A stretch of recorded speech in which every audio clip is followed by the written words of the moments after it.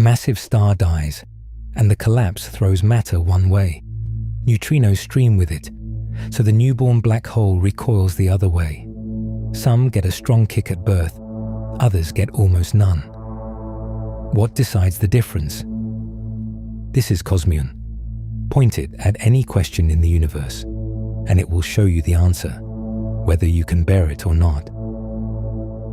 To understand that kick, we have to wind the story back to the moment before the black hole existed. We will follow one star into its final seconds, watch what escapes, and see how the thing left behind is forced to move. For most of its life, the star is caught in a giant tug-of-war. Gravity pulls everything inward, while heat from the core pushes outward. Then the fuel runs low. The push weakens, gravity wins, and the middle of the star caves in. What happens next can be violent. The collapsing center may help blast the outer layers into space as a supernova. Yet some material can turn around and fall back. If enough returns, the crushed center grows into a black hole. Now picture that blast happening perfectly evenly, with the same amount of material flying in every direction. The new black hole would stay close to where it was born. Real explosions can be lopsided though, and that changes everything. More debris shooting left carries more momentum left. Momentum measures how hard moving matter is to stop. To balance that, the newborn black hole slides right. This is a natal kick, meaning a kick at birth. The escaping matter may not act alone. The collapse also floods space with tiny particles called neutrinos. They are almost weightless, but there can be so many that an uneven stream may add another shove. The event ends quickly, yet its kick changes the black hole's journey for millions of years. There is one extra twist, because many large stars do not live alone.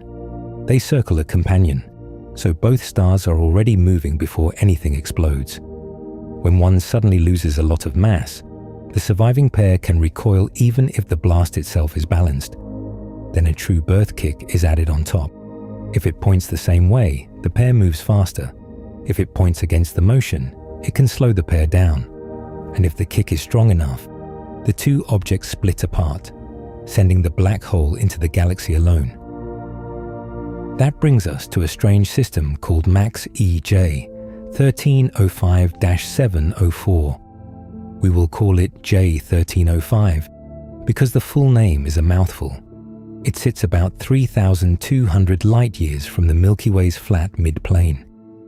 We cannot see the black hole directly, but its companion star gives it away. That star races around the hidden object once every 9.5 hours. From that tight orbit, astronomers estimate that the black hole weighs about 9 times as much as the Sun.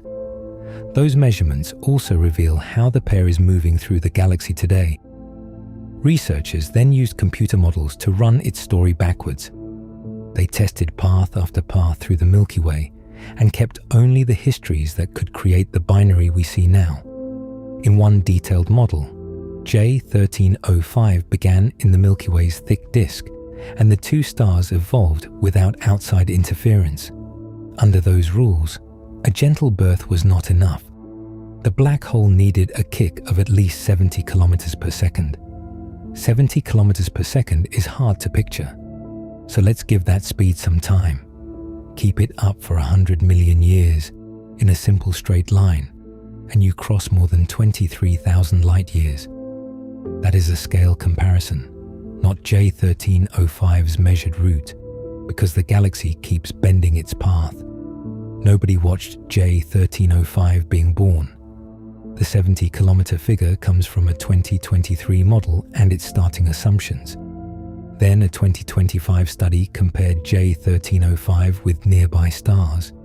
Its present motion fits their spread, so that motion alone is not strong evidence of a birth kick. Now let's travel to another galaxy nearby, the Large Magellanic Cloud. There, a hot blue star circles a hidden black hole called VFTS 243. This time, the orbit is almost a perfect circle, and that quiet shape tells a very different story. A violent explosion usually throws away mass and stretches a binary's orbit. a large birth kick can twist it even more or break the system completely. You could make two big changes cancel each other by chance, but the simpler answer is that very little happened. When researchers modeled VFTS 243, they preferred a kick below 10 kilometers per second. The most likely value was close to 4. These are estimates, not an exact speedometer reading, yet both numbers point to an unusually gentle birth. The star may have collapsed almost straight inward. With little matter blasted into space, there was less material available to carry extra motion in one direction. The black hole still formed, but without the bright, lopsided explosion that could have launched it away. So now we have two black holes and two very different endings. J1305 seems to need a hard shove, while VFTS 243 seems to need almost none. The black holes look similar today, but their motion may remember how their parent stars died. That does not mean every black hole fits neatly into one of two boxes. A recent study compared 12 black hole binaries with stars near each system.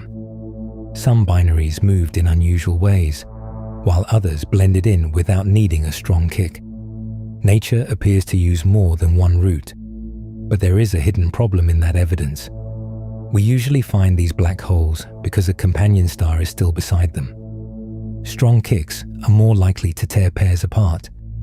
The fastest black holes may therefore be missing from the very sample used to study them. Now we can answer the question. A supernova kicks a black hole when matter, neutrinos, or both escape unevenly. They carry more momentum one way, and the newborn black hole recoils the other. A violent, lopsided birth can give a large kick, while a quiet collapse may give almost none. The shove lasts only a short time, but the new speed does not simply fade away.